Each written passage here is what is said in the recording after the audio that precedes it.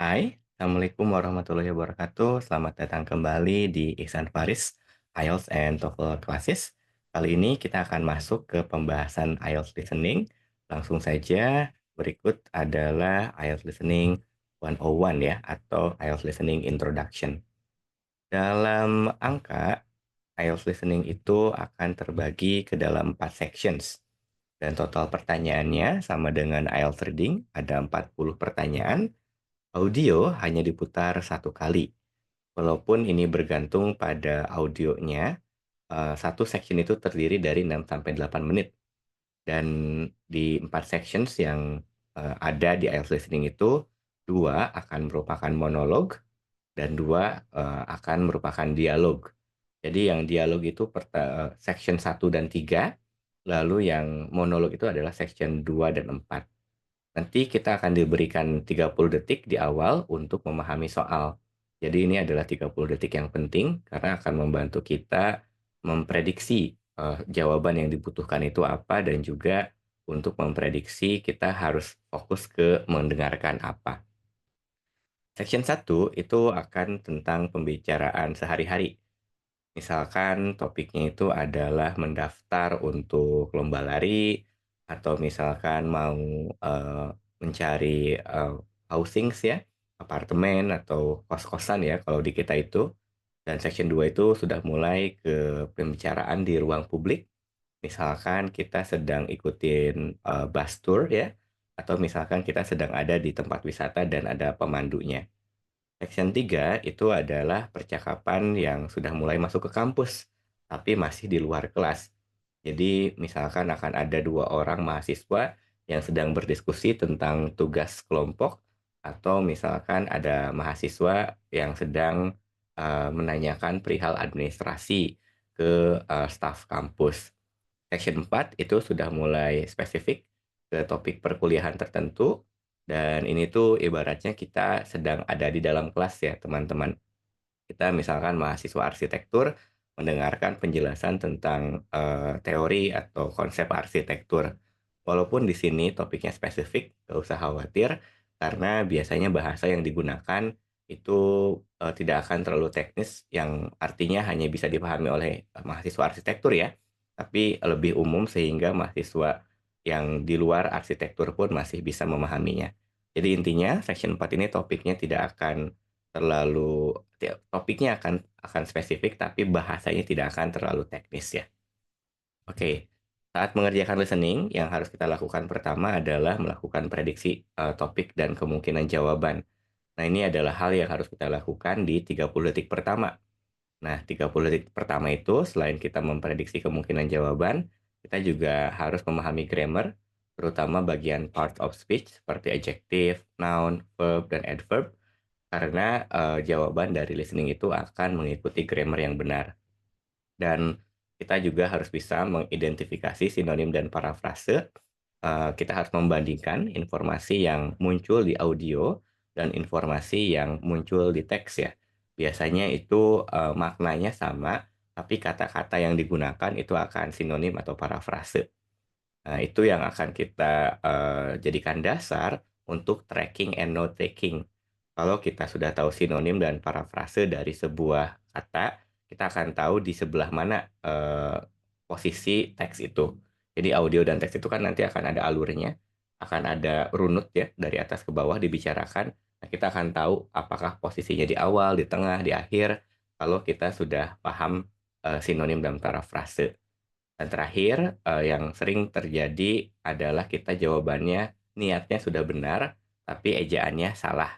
Dan itu akan dihitung salah juga ya teman-teman, terutama untuk soal completion. Jadi kita harus mengetahui ejaan yang benar dari sebuah kata, karena kalau tidak, walaupun misalkan kata-katanya dekat ya, katakanlah kita mau tulis kata difference misalkan ya. Difference itu F-nya kan satu atau dua nih, difference. F-nya adalah dua ya teman-teman ya. Terus kita nulisnya satu. Walaupun dibacanya tetap sama dan orang pasti tahu maksudnya kita mau menulis kata apa, itu akan tetap disalahkan. Jadi pastikan ejaan yang kita tulis untuk kata itu benar. Lalu ini adalah band score-nya. Jadi teman-teman kalau mau dapat nilai yang minimal 6,5 itu harus benar 26 dari 40 soal.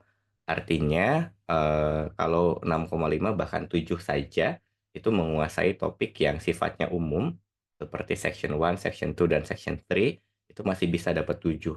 Section 4 katakanlah kita kurang beruntung dapat topik yang di luar bidang kita itu, masih bisa dapat 7 gitu kan ya dengan, syarat ya tadi betul 30 dan banyak betulnya itu di section 1, 2, dan 3. Jadi sekali lagi jangan takut kalau misalkan section 4 itu dia terlalu teknis atau terlalu spesifik topiknya, karena toh untuk bisa mendapatkan 7 kita bisa ngejar, nilainya itu dari benar di section 1, 2, dan 3 yang, cenderung lebih umum ya, topik pembahasannya.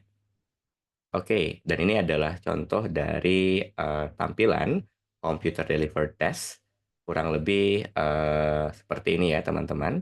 Jadi kalau misalkan saya coba, perlihatkan, saya coba tunjukkan di, website yang biasa kita gunakan untuk latihan, nanti ini akan langsung tampilannya, soal ya, dan juga note-nya ya teman-teman.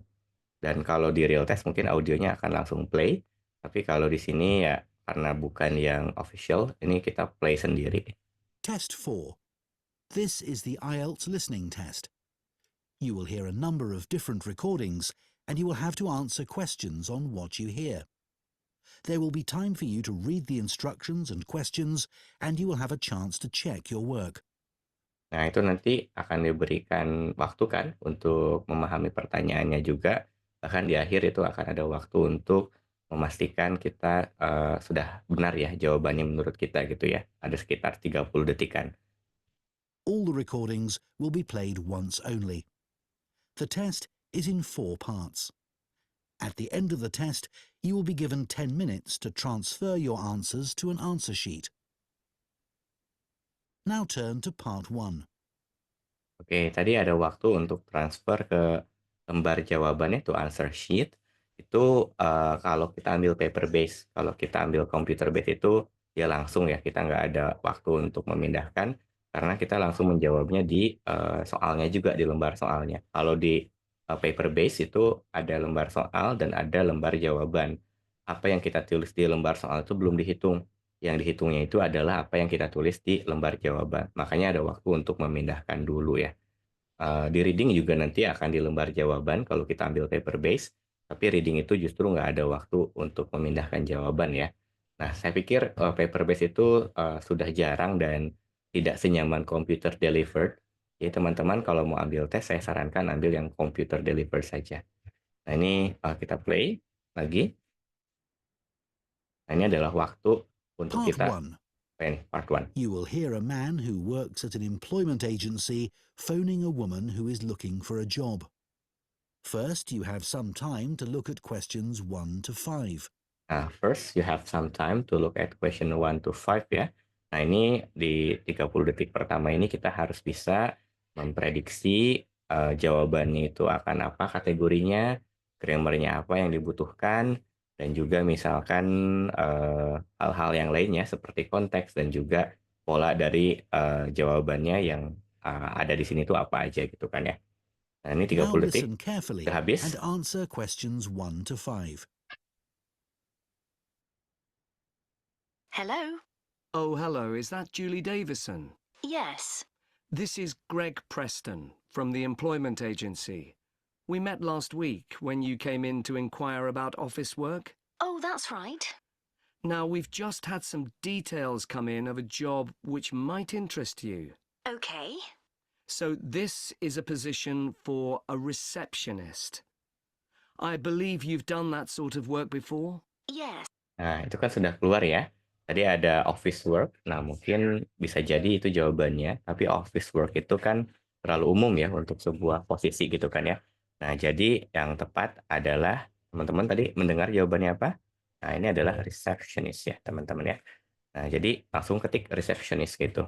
Sebenarnya ada waktu ya untuk kita, revisi 30 detik, tapi biasanya listening itu kalau udah kelewat susah untuk dipikirkan, ketika di akhir audionya itu. Jadi paling bagus itu adalah menjawab saat itu juga. Dan kalau, misalkan nggak yakin mungkin ya bisa dipilih antara resepsionis atau resepsionis pakai S kayak gitu, dan nanti ditentukan di akhir. Tapi kalau misalkan kita kosongkan di sini dan baru dipikirkan di belakang, itu kemungkinannya kecil kita ingat apa yang dibicarakan. Jadi harus langsung dijawab. Sebenarnya kalau di, computer delivered test untuk listening juga kita bisa highlight ya seperti ini, dan misalkan kita kasih comments, tapi saya pikir, karena kita harus mendengarkan, menjawab, dan kalau ditambah mencatat itu akan overwhelmed ya. Saya jarang sih untuk yang computer delivered yang menggunakan fitur ini karena, eee, agak lama ya untuk prosesnya nggak secepat nulis langsung, kita harus klik dulu, kita harus blok dulu. Jadi, ini akan mengganggu konsentrasi ya, akan jadi distractor. Kalau saya sih lebih cenderung mendengarkan langsung, kedengaran langsung tulis aja kayak gitu, langsung ketik kayak gitu kan ya. Bahkan proses mengetik pun saya pikir nggak senyaman menulis gitu.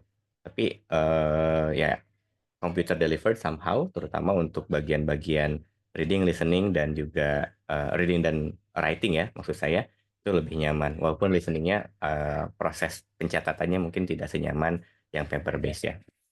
Oke, saya rasa itu aja untuk pembahasan kali ini. Kita akan masuk ke pembahasan yang lebih spesifik tentang listening, strategis dan juga tips and tricks di video berikutnya. Sampai jumpa teman-teman di video berikutnya.